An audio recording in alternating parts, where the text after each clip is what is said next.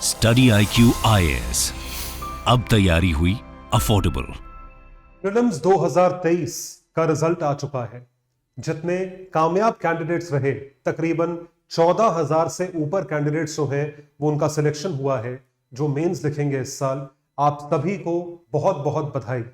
अब आपके लिए जो है एक मेहनत का दौर शुरू होता है। लेकिन ये वीडियो मैं उन कामयाब स्टूडेंट्स के लिए नहीं, मैं उन स्टूडेंट्स के लिए बना रहा हूं जो क्वालिफाई किसी वजह से नहीं कर पाए। हम ये बात जानते हैं कि इस साल का पेपर डिफिकल्टी लेवल में ऊंचा था। सीसैट में कई हद तक कैट टाइप के जो है क्वेश्चंस पूछे गए थे, जिसके लिए पिटिशन भी फाइल करी गई थी, जो बाद में खारिज कर दी गई थी। उसके सिवा हमने जीएस में यह देखा कि difficulty level not in terms of questions but in terms of answer options पूछे गए थे, जिसमें एलिमिनेशन टेक्निक को एक तरीके से यूपीएससी ने हटा दिया था, जैसे उन्होंने अपने क्वेश्चंस को और ऑप्शंस को फ्रेम करा था। देखिए, क्वालिफाई ना होना एक ऐसी चीज है जो हमें डीमोटिवेट कर देती है। हम भी इंसान हैं, मैं भी आप ही की तरह हूं। मैं भी बहुत डीमोटिवेट हुआ था जब मेरा एग्जाम नहीं निकला था, मैंने अपने आप को मेरिट में नहीं देखा था। लेकिन यहां पे मैं आपको यह बताना चाहता हूं कि इस चीज को लेकर आप इतना ज्यादा निराश ना हो जाएं कि आप अपनी हिम्मत तोड़ दें। हिम्मत अगर टूटती है तो आप यह ध्यान रखें कि उसको रीगेन करना इज वेरी वेरी डिफिकल्ट। अंदर से टूटना नहीं चाहिए आपको। और उसका सिर्फ और सिर्फ एक इलाज है कि अगर आपका यूपीएससी एंड गोल है, सिविल सर्विसेज एंड गोल है, या आप सिविल सर्विसेज को ट्राई करना चाहते हैं, आगे बढ़ना चाहते हैं, तो आप सभी को मैं ये बताना चाहता हूं कि आपकी जो क्लॉक है, जो टाइमिंग है, वो टिक करना शुरू हो चुकी है। It has started to tick. Tick tock tick tock tick tock करते करते करते करते आपके पास सिर्फ और सिर्फ इस वक्त 11 महीने बचे हैं अपने अगले साल यानी 2024 की तैयारी के लिए। You are only left with 11 months. आखिरी का एक महीना हटा दीजिए, वो रिवीजन का होता है, और उस टाइम पे कई सारी ऐसी चीजें होती हैं जो कि आपको इस चीज पे मजबूर कर देती हैं, जैसे कि टेस्ट सीरीज करना हुआ, ये सब चीजें हुई।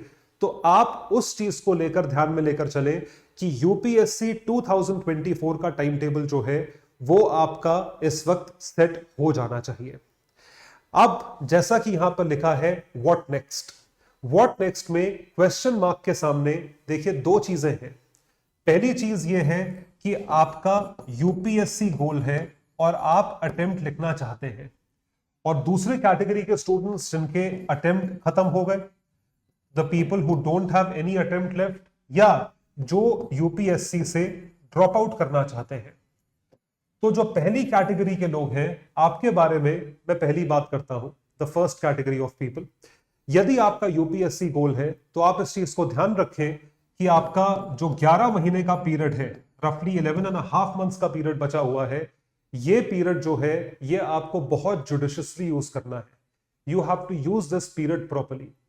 अब आप अच्छे से जानते हैं कि प्रीलिम्स कम मेंस और ऑप्शनल, इसकी तैयारी जो है आपको करनी है।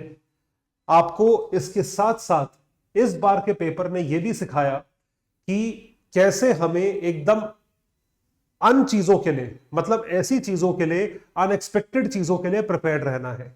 We have to be mentally prepared to accept anything and expect anything, expect the unexpected. जब तक हम उस तरीके से नहीं चलेंगे तब तक हम निराशा का ही सामना करते रहेंगे। तो आप इस चीज को ध्यान रखें कि आपकी सिर्फ और सिर्फ पढ़ाई मैटर नहीं करती है। पढ़ाई के बाद उसका एप्लीकेशन और उसकी प्रैक्टिस बहुत ज्यादा मैटर करती है। तो इस चीज को ध्यान रखें कि यूपीएससी अगर एंड गोल है तो हमारा स्टडी पैटर्न, उसका एप्लीकेशन, और साथ ही साथ जो मैं हमेशा कहता हूं वो है टेस्ट सीरीज। ये बहुत ज्यादा महत्वपूर्ण है। अगर आपने इसे इग्नोर करा तो आप अपने पैर पे कुल्हाड़ी मार रहे हैं, और फिर ना क्वालिफाई होना आपकी गलती होगी और किसी की नहीं। इस चीज को ध्यान रखें। और दूसरे कैटेगरी के स्टूडेंट्स हैं जिनके यूपीएससी के अटेम्प्ट खत्म हो गए हैं, आपका प्लान बी एक्टिवेट हो जाना चाहिए। प्लान बी एक्टिवेशन में कई सारे ऐसे ऑप्शंस होते हैं जो कि आप खोजोगे तो आपको अपने ही आसपास दिखेंगे, प्रोवाइडेड आप अपनी हिम्मत ना तोड़ें और आप इन चीजों को एक्सप्लोर करना शुरू करें। जितने मेंस के एस्पिरेंट्स हैं, आप सभी के लिए सिर्फ एक advice, without wasting any further time, क्योंकि प्रीलिम्स हुए 14-15 दिन हो गए हैं, और टाइम वेस्ट किए बगैर आप जो है आंसर राइटिंग पे शुरू करें।